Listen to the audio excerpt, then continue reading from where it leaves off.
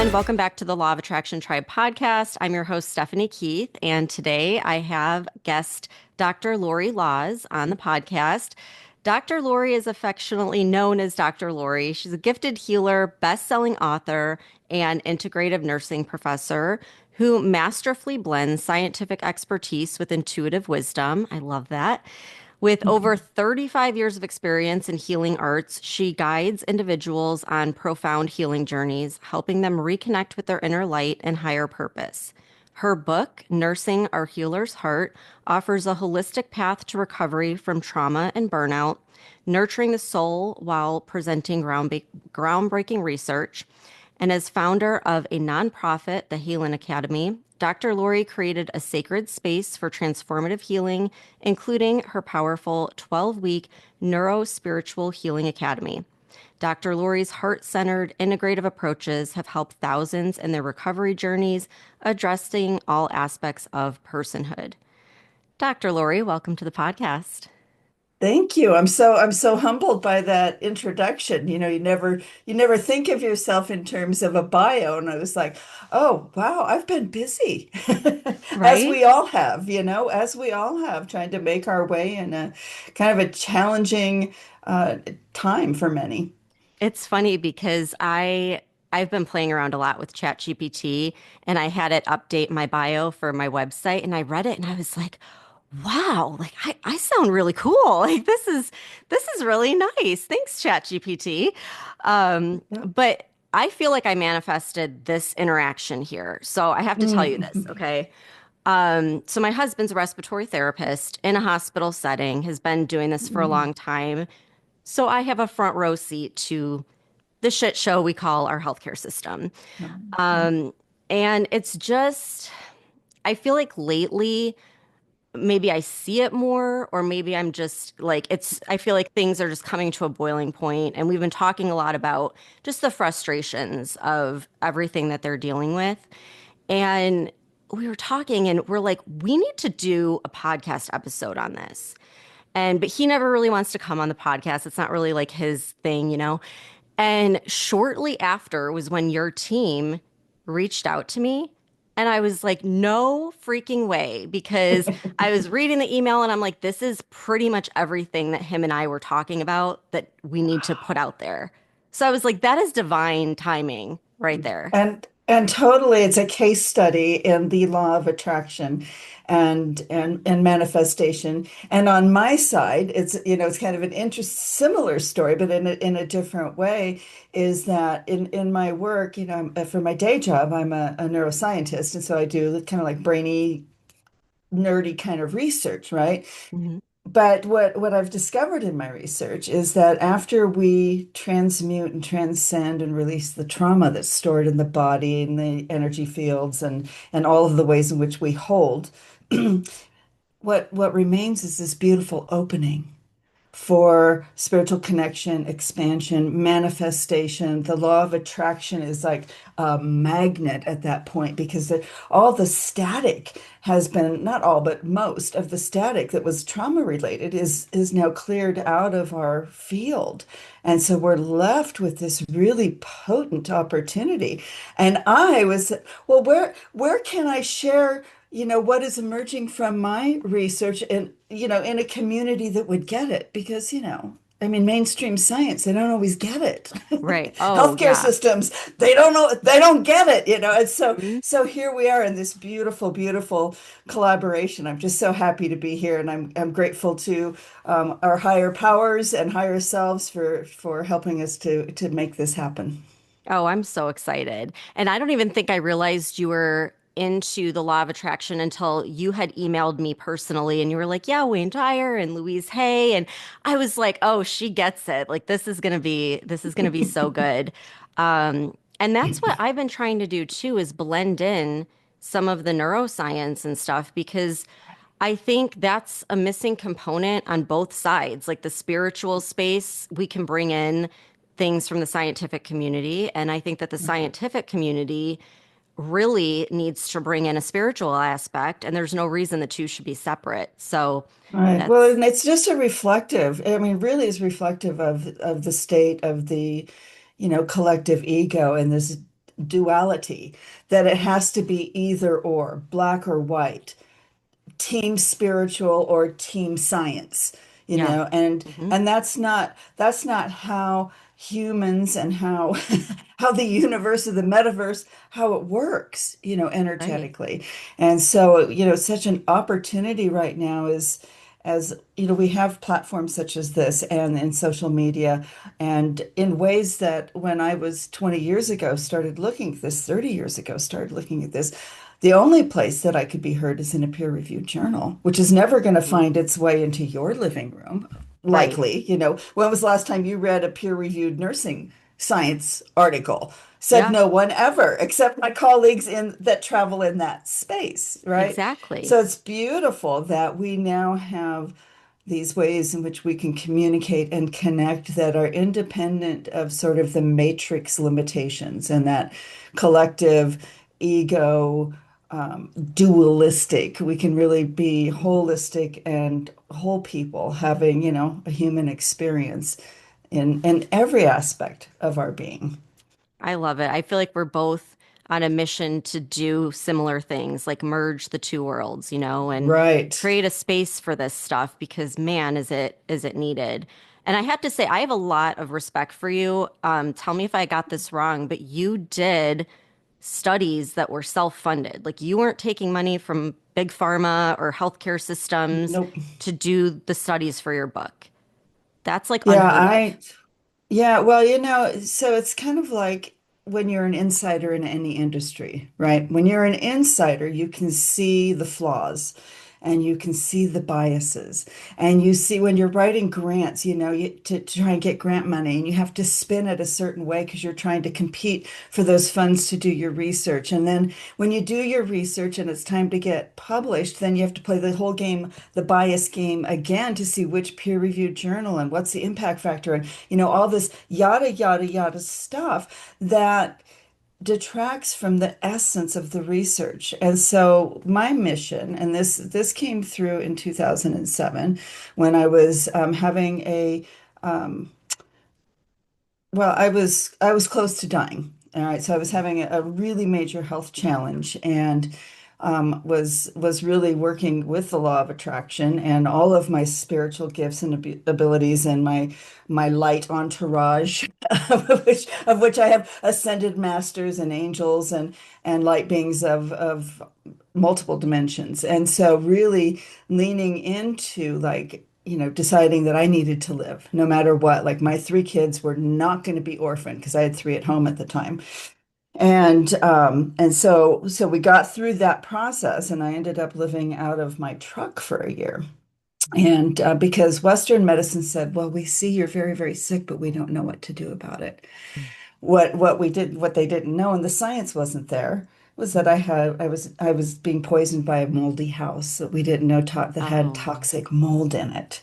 oof. So I took a year and lived out of the back of my truck, traveling to every spiritual site I could. And it was during that time when I was starting to turn the corner, health-wise, and I kept getting the message, heal the healers, heal the healers, heal the healers. And I'm like, what do you want me to do with that? Because when a calling comes in, Hmm. it cannot be ignored, right? Yeah. You can't, Yep. it's omnipresent. And at the time, I was not a nurse.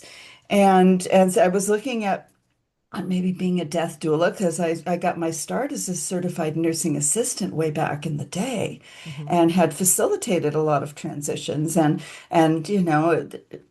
it's such a beautiful rite of passage in its I don't know, in that the veil is so thin, right? Yes. And it's just this beautiful repatterning. And so I was like, well, okay, well, maybe I'll go to nursing school at the age of 50, mind you. I go to Good for nursing school. you. Yeah. And I was like, oh, hold on a minute. There isn't really, I mean, I'd been a healing arts practitioner for, 30, 40 years by this point. Well, 30 anyway. And I was like, there's not any healing happening here. It's no different than in the late 1970s and early 1980s when I was a certified nursing assistant. So I say to this calling, surely, surely this isn't what you had in mind for me, you know.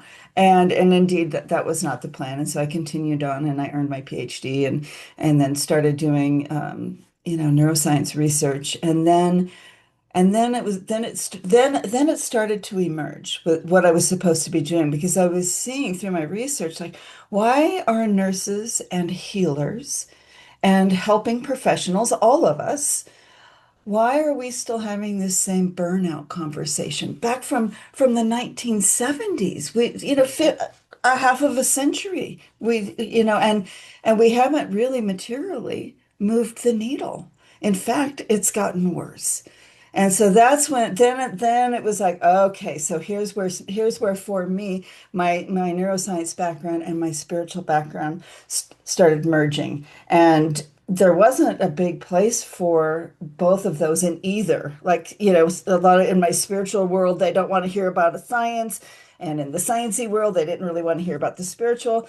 And so that's why I decided to self-fund. I'm like, this is, I'm going to conduct the research. I'm going to write the book, and I'm going to write the book so it can be distributed worldwide to whoever wants it for about $20, which means, it's not a textbook, which Yeah. means it's like us hanging out and Hmm. figuring out, your husband, perhaps yourself, like going through these traumatic experiences that the healthcare system and or the legal system or the education system fill in the bureaucratic blank of Yeah. what we can do to heal because it's not burnout, it's occupational related trauma that is not being addressed. And it's so easy for these systems to blame the victim or do a little gaslighting. Well, if you just do some more self-care, you'll be fine. Hmm. There's And a lot of it's gaslighting happening. A lot. so much. So that was going to be one of my questions about being in the scientific community, being a neuroscientist. How do your peers view this? Because for decades, it was like you were just cast out, and I mean, people have lost their credentials. People have, it's just, it could ruin your life. God forbid you bring up like something spiritual in the scientific Right. community. I started doing all this research on like, why did this ever happen? Because it wasn't always this way. It was like World War II when it really shifted. But how have your peers received this? Or are you just doing your own thing and you don't care? Yeah, well, that's a nuanced, an excellent and nuanced question. Is that I from my institution, I teach at an R1 university, which means that it's a research focused university. And so my unit and my department has been, and indeed the College of Nursing has been very supportive of my work in terms of that they haven't interfered with it. You know, that Yeah. because as scientists we get to choose what we research, Hmm. and so there is some autonomy there. Um, but what I have found, and so I started doing the research in 2018. So here we are, about 6.5, almost 7 years into this journey of doing the research, writing the book, disseminating, sharing, talking about it, and all of that. And it has for me in my personal journey become very clear. And I just recently submitted my retirement papers because I can't do this light work, this heal the healers, this let us help with the neurospiritual healing, let us bring spirituality back into the health sciences. Let's bring science. We're talking about an infinity sign here, right? Hmm. They are not mutually exclusive.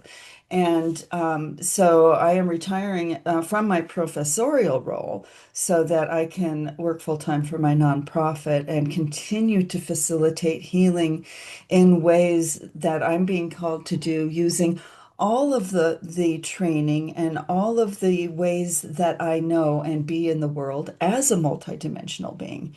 Right. So I'm not just a neuroscientist. I'm not just a nurse. I'm not just a healer. I'm all of those things and so much more, as are you, as are we all. And so I needed to liberate myself from the system, whether it's a health system or the academic system, because that's a whole nother system that's filled with all Mhm. sorts of shortcomings, as all big bureaucracies are. And so to really liberate myself so I can fully execute the mission that I was given in 2007 to the best of my ability, to the full scope of my capacity to help heal the healers in a way that is meaningful, that lands in our what I call our healer's heart, our why for what matters most. And I can't do that if I'm working 50, 60 hours a week for an institution that isn't aligned Yeah. with wholly with that mission. Oh, I think you're stepping more fully into this path and the universe will provide the way. Yes. And I mean, what a big mission, but so needed. This is Right. so needed. And I liked how you said, it's not just burnout, it's trauma, because these are the dots that I've been connecting just watching Right. my husband go through it. And especially like everything that's happened with COVID and since then, because I remember when COVID hit. And, I was telling my husband, like, okay, like finally people are realizing the real important workers that we need, the healthcare workers, and Right. maybe you'll get raises and like people will appreciate everything you're doing more. And that's exactly what he was kind of like nodding his head, like, yeah, keep dreaming. That ain't Right. happening. Right. And for me, like looking back, I mean, it was scary at the time. We didn't know, and here they're going into like the death ward. I remember my Right. husband, like as a respiratory therapist, he's like, I'll be in the elevator at work, and people will walk in and they'll see my badge, and they will immediately like walk away, like don't come anywhere near this guy. He's around the COVID patients, and it was just a lot of like fear Oh, so and much fear. Yeah. trauma. I mean, like everyone thought they were gonna Yeah. die, and he thought he's going to bring it home to his kids. And it was horrible. And, now after COVID, it's like not only are they not appreciated more, I feel like it's gotten worse. I feel like these healthcare systems just keep growing and making more billions of dollars and Right. caring less and less about the individuals that are actually caring for these patients and doing the brunt of this work. And it's just I think in your book you said the great nurse resignation is upon us. And I was like, yes, it is. We're already seeing it here, at least in our local hospitals in Florida. Right. And you raised so many really, really good points about that. And what has happened is that while those 2020, 2021 um, shed a light on the absolute extraordinary healthcare professionals that we have, your husband and all respiratory therapists notwithstanding, because they were the most profoundly impacted on the day-to-day, hour-by-hour process of all of that. And what has happened is that, in my professional opinion, is that not only were health systems so ready to get past it, right? Move on, get back to quote unquote Mhm. normal, but so was humanity, right? We Yeah. were dazed, confused. There was misinformation at every turn. There was 0% chance anyone could know what in the actual heck was happening Hmm. in a way that could inform reasoned, aligned decisions, right? So there was just this sea of swirling energy that was so difficult to navigate. And so what has happened in the wake of that is that we have a whole human population that most of whom have not had an opportunity to process and integrate that trauma because society was so quick to say we got to get back to normal, we got to get back to normal, we got to get back to normal. And health systems are like, we got to make more money, we got to make more money, we got to make more money. Hmm. And so we kind of took this a quantum leap in not a healthy fashion. We Hmm. took a quantum leap from being a highly traumatized collective, each of us affected in very unique individual ways, right? Because everyone had their own hardships and trauma exposures during that, which manifested in a myriad of ways. But what collectively happened is it's like, oh, okay, well, here we go. Let's just get back over here to normal. And there's this huge chasm of unhealedness, of unintegrated trauma, or what I like to call unhealed bits of wisdom, because I know you know, and your husband knows, and probably all of your listeners know in your beautiful community, that what doesn't get processed at the time. And a huge factor for that processing and integration of trauma is if we have the people that we perceive we need before, during, and after the event. And for most of us, that we didn't have those people that we needed to help us. And so we just tried to like hopscotch right over Right. into back to normal. And so now we have a collective that is largely embodying significant unintegrated trauma, and it's starting to wreak havoc. And that's why it's so important, why I'm so grateful that you and I can have this really transparent conversation, because for any listeners out there, if you're feeling overwhelmed, you're having GI issues, sleep issues, if you have brain foggy, can't concentrate, lethargic, bone weary, exhausted, and you're just like, I don't know what's wrong with me, and I'm dragging myself to work, and I'm doing the best I can, but I'm just not myself. Those are all, everything I just listed and so much more. Those are actually signs of unintegrated trauma.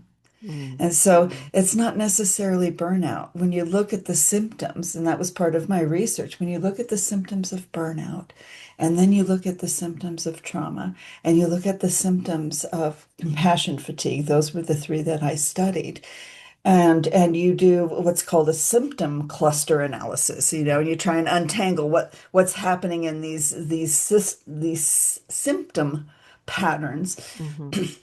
Well, they're all just trauma symptoms or delayed responses to trauma in the vast majority of cases. Yeah, I want to ask you about that delayed response because, and I might be completely off base here, but the way I was looking at it is like, okay, maybe all this trauma happened during COVID, but you also have to think like that whole time they're all in fight or flight mode. The adrenaline is kicking in full gear. And so now that things are like quote unquote getting back to normal, maybe it's just catching up because they're out of that constant state of fight or flight. And now it's all, coming. Is that what causes it? Or why is there this delayed reaction? Or is there Well, no known reason for it? no, there's very clear science about this, and if we look at it through the lens of two predominant theories right now. The first is polyvagal theory, which many people have heard about, Dr. Stephen Porges, and then the other one is cell danger response theory, which has to do with our cells mitochondria that produce the energy for our body to live, right? So we don't want to get like, I don't want to go too far out on the science geek limb, but within each cell we have mitochondria that produce the energy that we need to do literally every life function. And so to your point, it's like, okay, well, everybody was in flight or flight, and that's true. But if we stay in flight or fight too long, we as humans are intended to be there for short-term stress. It's like, oh, my daughter's running out in front of a car in the street. Let me fight or flight. Mm-hmm. I go grab her and whisk her to safety, which literally did happen in my life. I don't know why that popped in my mind, right? And so we are evolutionarily hardwired and have adapted to be able to manage short bursts of intense acute stress. But what happens in healthcare, with or without the pandemic, but most especially during those times, is that it was this prolonged, a couple of years of really intense sympathetic. So what happens when you look at this through the vagus nerve and polyvagal theory is that it's like, well, we can't physiologically stay in what I call sympathetic overdrive indefinitely. It's not physiologically available to us Hmm. because those little mitochondria can't produce the energy.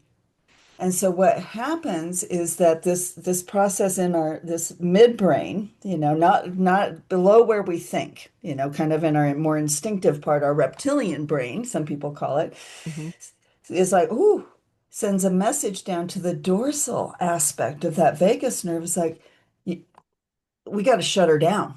We got to shut energy conservation mode because the trauma exposure and the prolonged stress is such that the human body cannot produce the energy.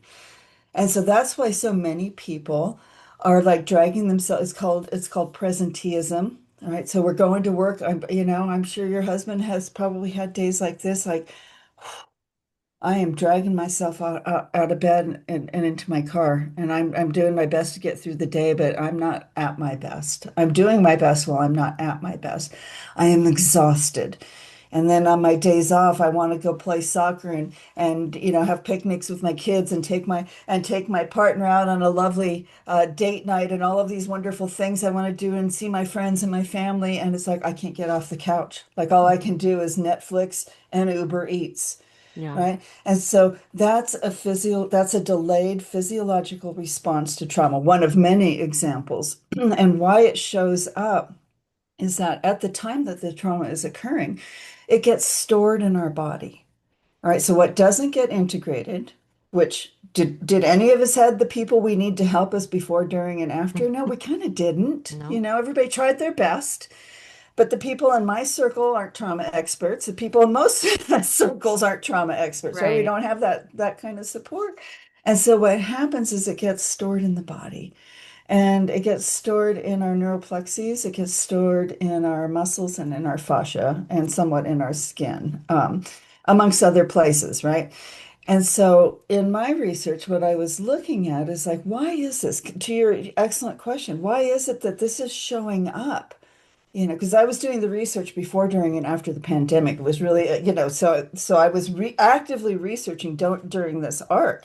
I'm like, why is this showing up 2 years later? Hmm.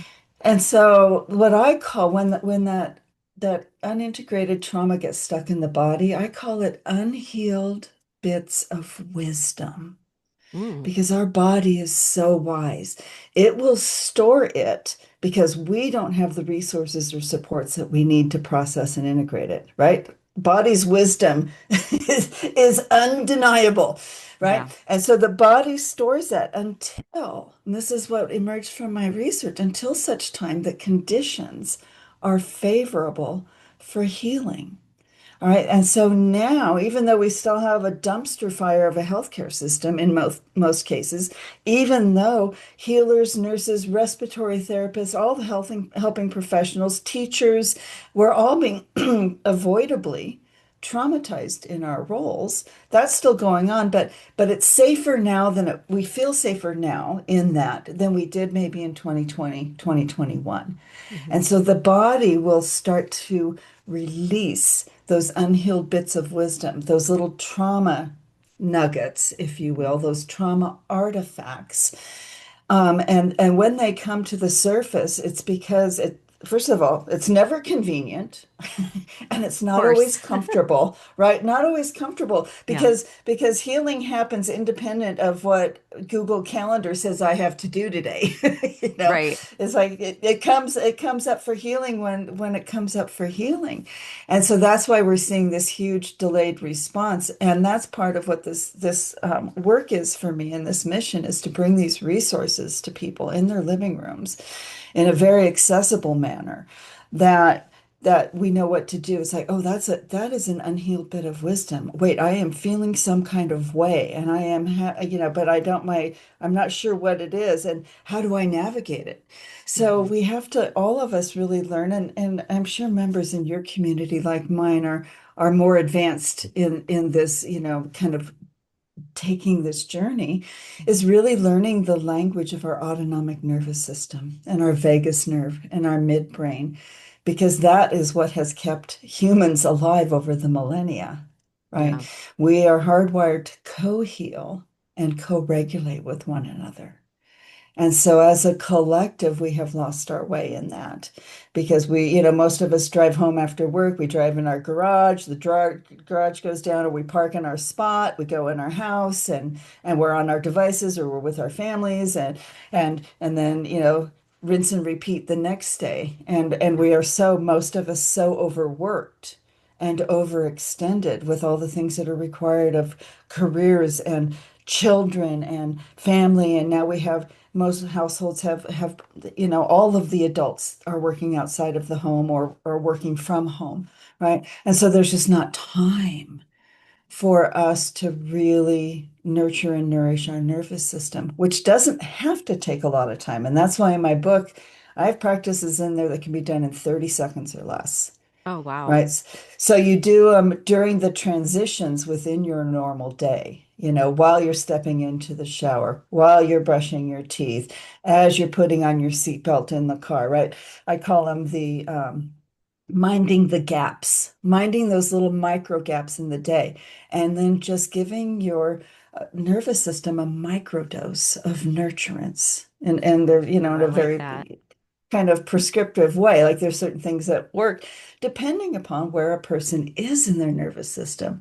But without the education of even knowing, like I'm feeling some kind of way today, and yesterday I was feeling some kind of different way, and tomorrow I might not even be able to get off the couch. And then, but yesterday I was in sympathetic overdrive and I couldn't even sit still. Like how do I make sense of all of this? How do I navigate this? Mhm. And what practices? Because we can't just put self-care, and this is where that whole burnout narrative is, it's not trauma informed. More self-care on top of a dysregulated nervous system is not helpful. Yeah, It's I just agree. I not. get really annoyed with the self-care talk Yeah, because it's like, I don't know, it just a lot of, we'll take a bubble bath and it's like that's not gonna help me right now. And right. so I think we try to oversimplify things. When I was in the corporate world, which there was a lot of stress there as well, it Yes. was work-life balance. You need work-life balance. Okay, show me the work-life balance. Like there was none, but if we say these catchphrases, then that's okay. We're Right. checking the box, right? But Right. here it's like that this is what these hospital systems should be giving their employees, like 30-second things they can do to regulate their nervous system, especially considering, I mean, my God, in like a 12-hour shift, they could experience more trauma than some of us do in our whole lives. I mean, they Yeah. deal with a lot and there's no Well, tools right now to deal with it. yeah, 83% to 86%. I'll just throw out some fun facts of healthcare workers have little to no resources or support for trauma. Um, 91% have one or more symptom of PTSD, and almost one in four meet the diagnostic criteria for PTSD. And so what we have in the corporate world, as you described with this work-life balance, that's gaslighting. Hmm. That's a gaslighting narrative because also I need you to be here at 7 and I need you to Right. stay till 9 o'clock at night because we have this big project that's due. And then on the weekend, we're going to do this team building thing and on it goes. But you, Stephanie, you need to make sure you get your work-life balance in. And On then when your we own look. time. Right, that we aren't even honoring, Hmm. and you can't, how many of us have worked through lunch? I was in the corporate world for before in a younger career chapter, Hmm. and I know all too much about what you're saying. I don't even know if I ever took lunch for like a year. I mean, it was just like a salad at my desk. Right. But your work-life balance. And so what we have in this corporate perspective and what we have in the healthcare world is when we look at the World Health Organization's definition of burnout, Mhm. it's defined as everybody take a deep breath because there's going to be some gaslighting coming from the World Health Organization. Sorry, not sorry to Not from say. the World Health Organization. No Yeah. Oh, way. how could that be? But it's occupational stress that is not being effectively managed. Hmm. Okay. How much more blame the victim can we get? Hmm.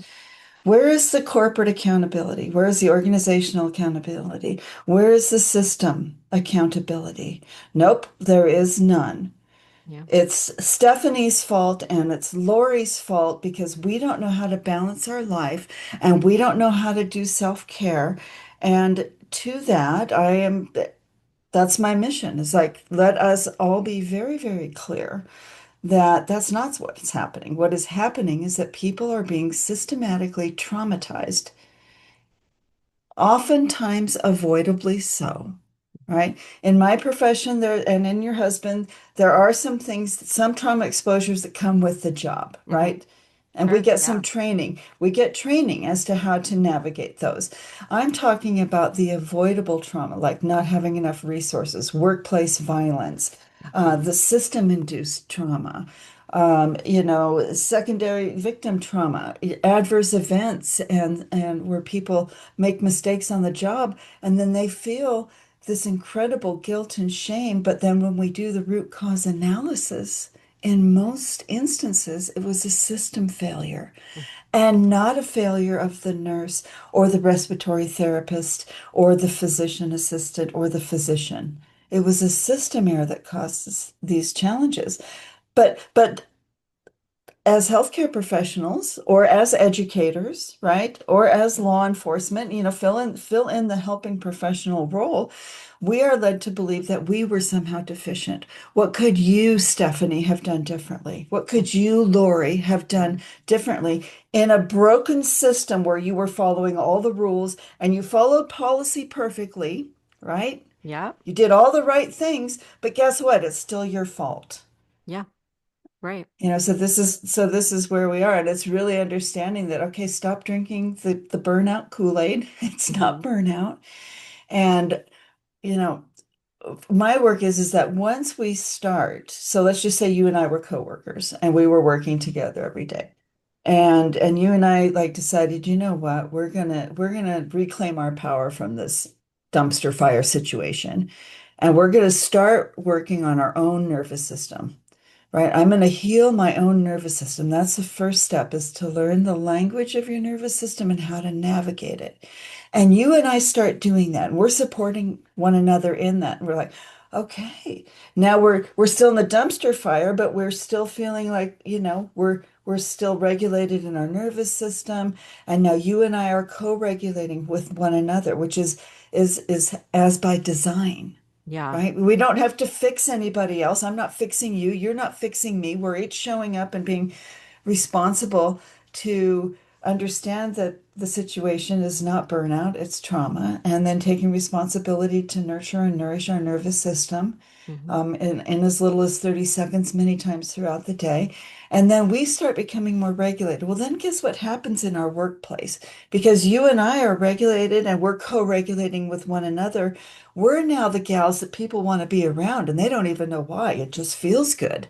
Even though it's a Yeah. dumpster fire out there, but they're like, what does Stephanie and Lori got going? What are you guys doing? And so then there's this synergistic, oh, I got goosebumps as I'm saying this. Hmm. There's this synergistic collective healing that happens all below the level of our thinking brain. This is happening in the midbrain, the vagus nerve, Hmm. and the autonomic nervous system. We don't even have to think about it. The only thing we have to think about is staying regulated in our nervous system and what does it need under different circumstances to stay regulated. Yeah. And then the rest is how we've survived the millennia. We don't have to be smarter than our bodies. Our bodies know what to do. We just need to partner.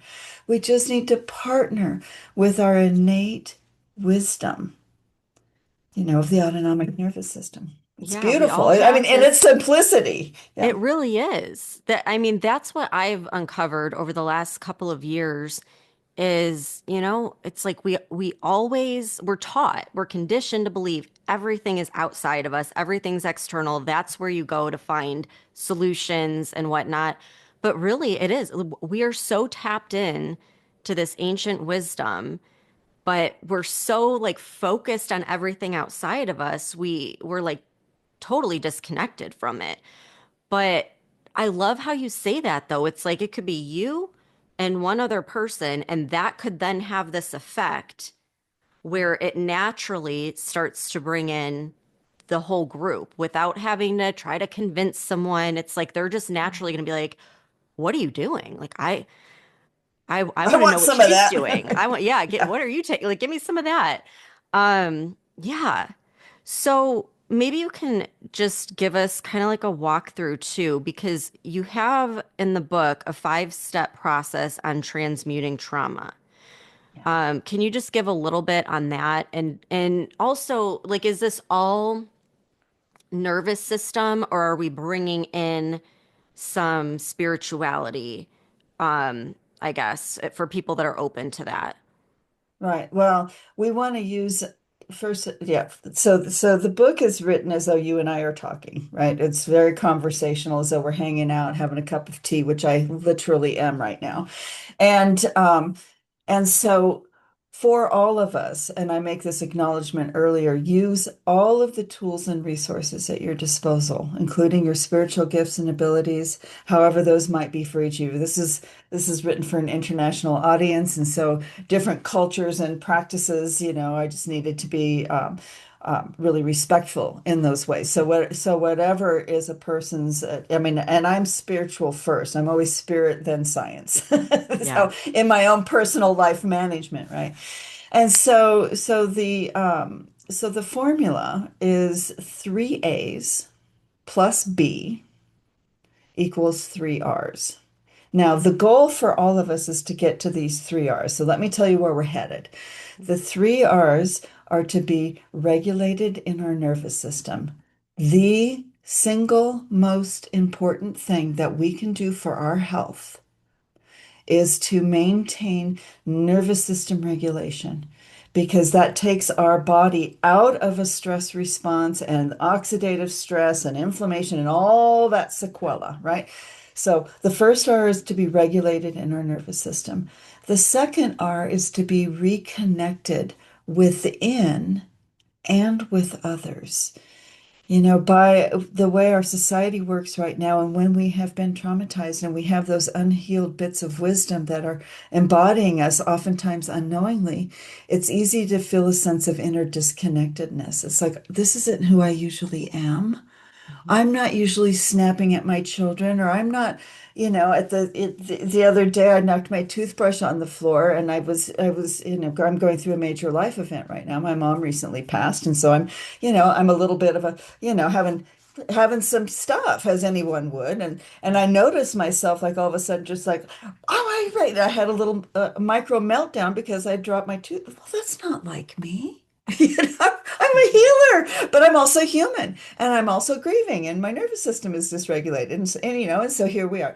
So the first step is to be regulated. The second one is to be reconnected within, Yeah. remembering who we are in our essence, and what that then translates to is that we can then reconnect with those our loved ones. Because when we're disconnected internally, that's reflected in the external, always as within, so without. Mhm. Right. So we have regulation, we have reconnection, and the third and perhaps the most important thing is our healer's heart. And so I always put both of my hands over my healer's heart and remember and just connect with my why for what matters most, because that gets obliterated when we are being occupationally traumatized in these ways. Mhm. Right. So that's where we want to end up. But raise your hand, seeing no one, if that's how it is for you most of the time. And the thousands of people I have worked with, it's not that we're not living in the 3 R's. We're living, kind of in this sympathetic overdrive or this dorsal vagal kind of freeze energy conservation shutdown. So how do we get to the 3 R's? How do we get from where we are right now to where we are supposed to be by evolutionary design? Right? And so we start with the 3 A's. And the 3 A's are to start with our nervous system. Most people go right to self-care, and I'm going to do all of these other things. Like you say, I'm going to do a bubble bath, even though it's not going to help. I say, well, I'm going to go for a walk in the park, even though I don't want to. Although that's always good. Nature is always healing. There is not a Yeah, time when nature is not healing, I everyone. agree. So so the first thing, the first A, we're looking at shoring up the foundation of our self-care, which I don't even use that word in my work, but I'm using it because that's what most people know here. And so the first A is being aware, being Yeah. aware of how this works. How does your body work? How does your nervous system work? What is the language of it? How do I navigate my various nervous system states that fluctuate through the day naturally? Hmm. And what practices do I need to support myself when I am in those states? All right, so that's the first piece is awareness, and there's a little bit of education that goes with that, which is all in the book, very easy to read. And then the second A is attending, learning how to attend to our nervous system and what I call even microdoses matters, you know. Hmm. So even in 30 seconds or less, I have over 100 practices in there, depending upon where a person is in their nervous system state, that can be done in under 30 seconds while you're like brushing your teeth, kind of thing, right? So the first A is awareness, the second A is attend to your nervous system, and then the third A is alignment. And that is where we align what is deeply felt and true for us in our deepest layers of knowing that most of us are so traumatized that we can't even access them, you know, our Hmm. deep, our deep whys and our deepest dreams and aspirations and hopes and goals that just sort of get, run over by the steam truck called life and Hmm. competing demands. So reconnecting with that with your inner world and seeing, do I have congruence in my outer world? Is it aligned or is it misaligned? And for most of us, we are hugely misaligned. We are not living the life that we want or had hoped for. Instead, we're kind of stuck in this survival mode of just trying to get through it, Yeah. right? And so there's this beautiful kind of harmonization once we get some of the trauma cleared out of the body and the energetic static out of our spiritual channel for those of us who are sensitive in those ways. Now we can get to our deeper layers and our deeper truths, and let's align those so that we're living in alignment. So those are the three A's: awareness, attending, alignment. And then the B is for balance, which is all the self-care things we already know: hydrate, eat well, exercise, get enough rest, be in healthy relationships, be financially healthy in your choices, live a healthy lifestyle, be in positive, life-giving relationships.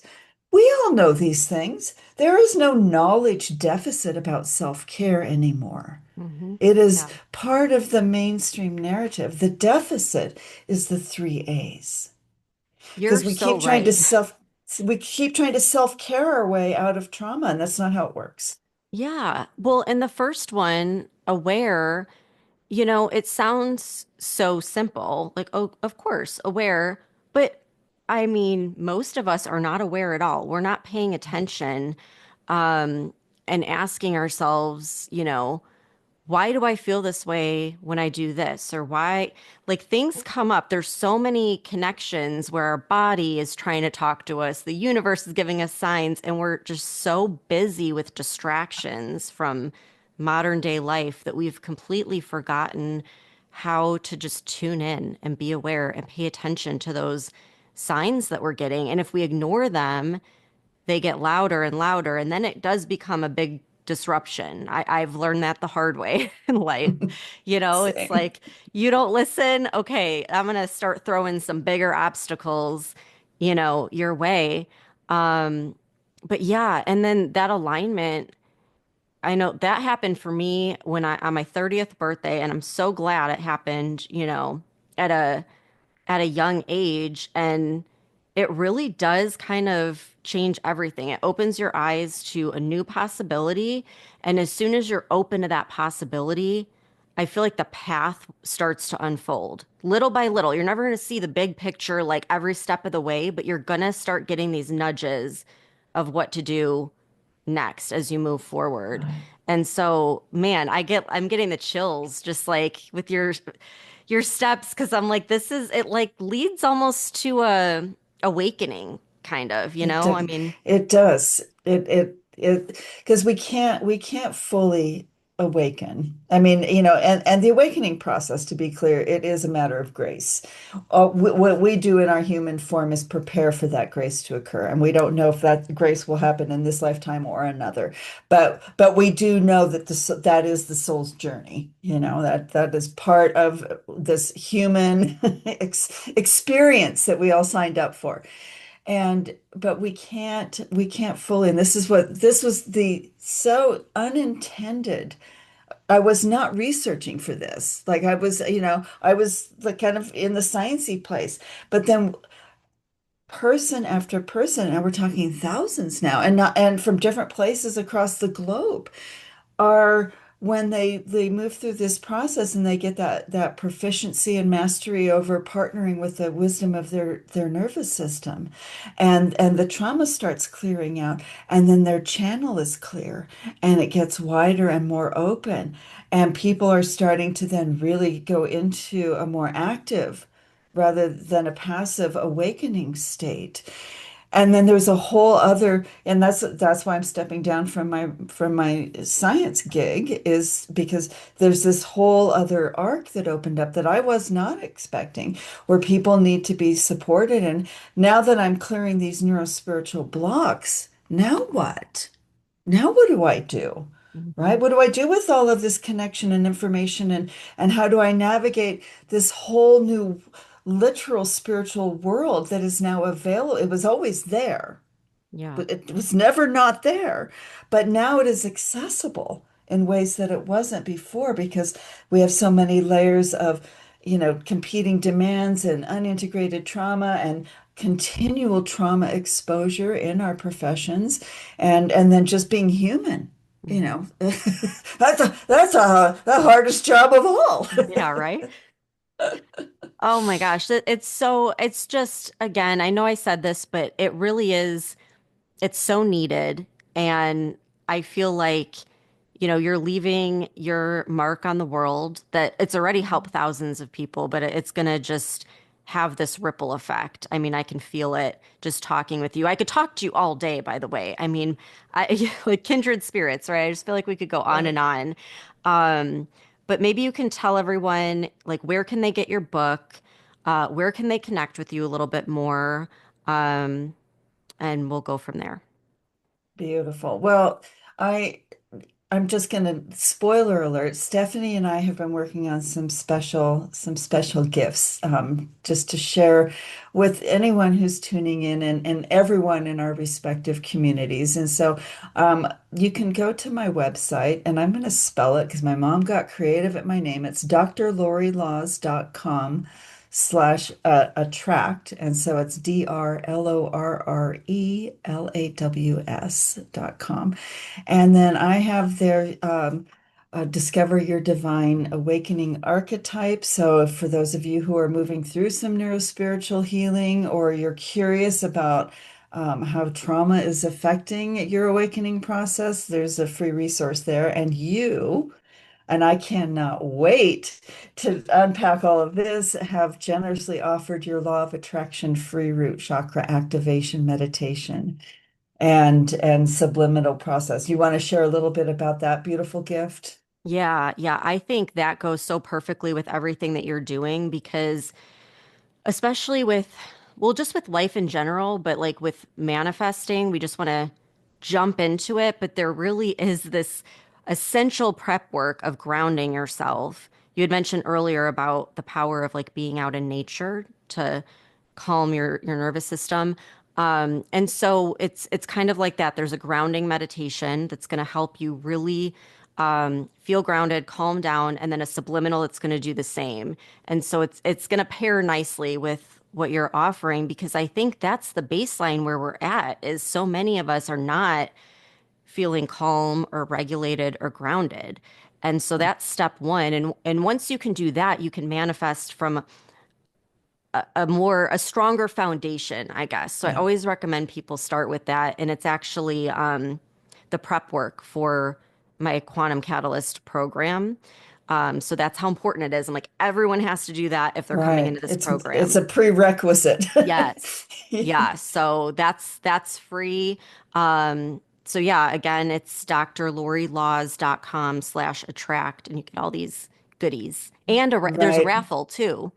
Yes, there's a raffle. So the link to, I think, well, my book, well, we've been talking about the book. I never even told you the title of it. So it's Nursing Our Healer's Heart, and it's available wherever books are sold. And it would be so helpful if anyone who did decide that to purchase it, if you could just leave the shortest of reviews on Amazon. I'm trying to compete in the algorithm, which is a whole nother a whole new world to me as well. So Yeah. reviews, I guess, are really helpful. So that's about the book. And then what I wanted to gift our communities for tuning in today is that there's a raffle form on there, and we're not spammy. All of my work is nonprofit, so it's like nobody's getting paid. This is all light work, so you can feel very safe sharing your information to enter the raffle.